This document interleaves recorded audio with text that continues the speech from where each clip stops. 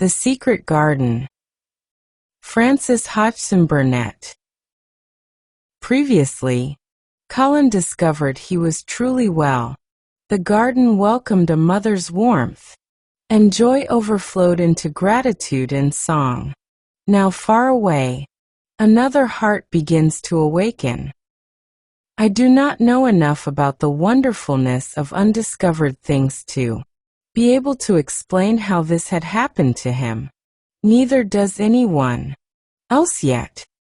He did not understand at all himself, but he remembered this strange hour months afterward when he was at Misselthwaite again, and he found out quite by accident that on this very day Colin had cried out as he went into the secret garden, "I am going to live forever and ever and ever."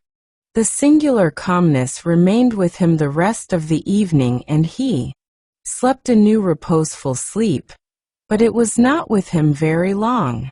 He did not know that it could be kept. By the next night he had opened the doors wide to his dark thoughts, and they had come trooping and rushing back. He left the valley and went on his wandering way again.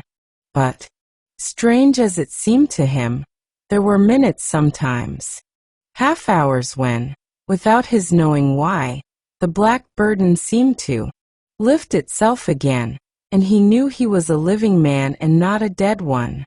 Slowly, slowly, for no reason that he knew of, he was coming alive with the garden. As the golden summer changed into the deeper golden autumn, he went to the Lake of Como. There he found the loveliness of a dream. He spent his days upon the crystal blueness of the lake, or he walked back into the soft thick verdure of the hills and tramped until he was tired so that he might sleep. But by this time he had begun to sleep better, he knew, and his dreams had ceased to be a terror to him. Perhaps, he thought, my body is growing stronger. It was growing stronger, but because of the rare peaceful hours when his thoughts were changed, his soul was slowly growing stronger, too. Began to think of Misselthwaite and wonder if he should not go home now.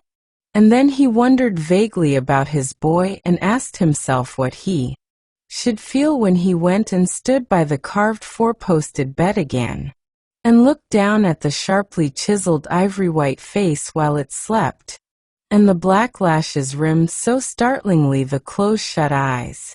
He shrank from it.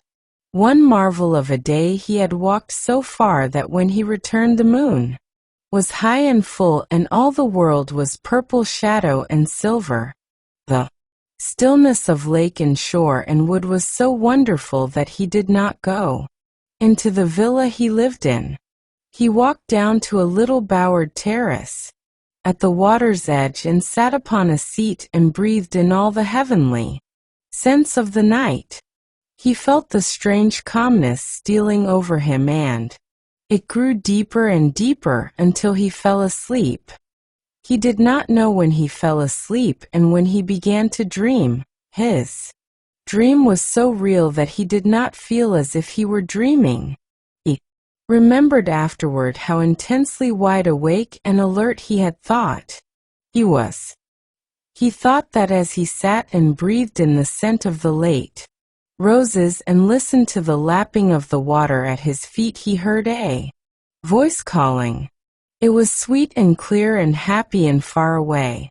It seemed very far, but he heard it as distinctly as if it had been at his very side. "Archie, Archie, Archie," it said, and then again sweeter and clearer than before. "Archie, Archie." He thought. He sprang to his feet, not even startled. It was such a real voice, and it seemed so natural that he should hear it. "Lilias, Lilias," he answered. "Lilias, where are you?" "In the garden." It came back like a sound from a golden flute. "In the garden." And then the dream ended. But he did not awaken. He slept soundly and sweetly all through the lovely night. When he did awake at last it was brilliant morning and a servant was standing staring at him.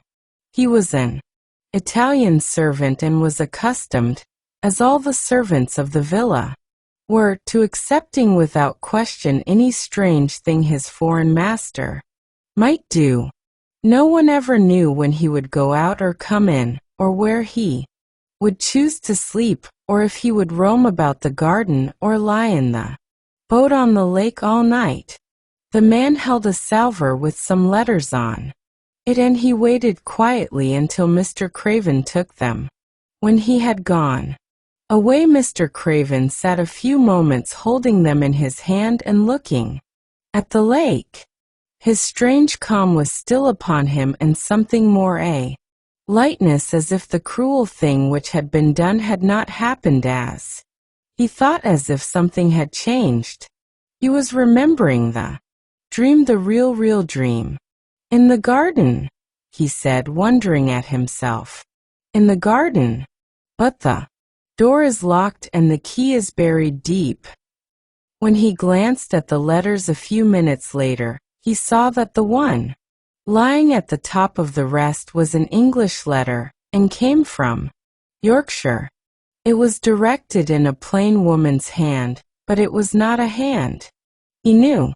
He opened it, scarcely thinking of the writer, but the first words attracted his attention at once. Dear Sir, I am Susan Sowerby, that made bold to speak to you once on the moor. It was about Miss Mary the first spoke. I will make bold to speak again. Please, sir, I would come home if I was you. I think you would be glad to come, and if you will excuse me, sir, I think your lady would ask you to come if she was here. Your obedient servant, Susan Sowerby. Mr. Craven read the letter twice before he put it back in its envelope. He kept thinking about the dream. I will go back to Misselthwaite, he said. Yes, I'll go at once. And he went through the garden to the villa and ordered Pitcher to prepare for his return to England. In a few days he was in Yorkshire again, and on his long railroad journey he found himself thinking of his boy as he had never thought in all the 10 years past. During those years he had only wished to forget him. Now, though he did not intend to think about him, memories of him constantly drifted into his mind. He remembered the black days when he had raved like a madman because the child was alive and the mother was dead.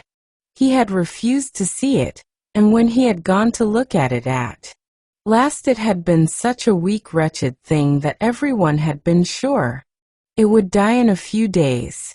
But to the surprise of those who took care of it, the days passed and it lived, and then everyone believed it would be a deformed and crippled creature. He had not meant to be a bad father, but he had not felt like a father at all. He had supplied doctors and nurses and luxuries, but he had shrunk from the mere thought of the boy and had buried himself in his own misery. The first time after a year's absence he returned to Misselthwaite, and the small miserable-looking thing languidly and indifferently lifted to his face the great grey eyes with black lashes round them, so like and yet so horribly unlike the happy eyes he had adored. He could not bear the sight of them and turned away pale as death. After that he scarcely ever saw him except when he was asleep, and all he knew of him was that he was a confirmed invalid with a vicious, hysterical, half-insane temper. He could only be kept from furies dangerous to himself by being given his own way in every detail. Dream bravely, little one. You are the light of tomorrow. Good night.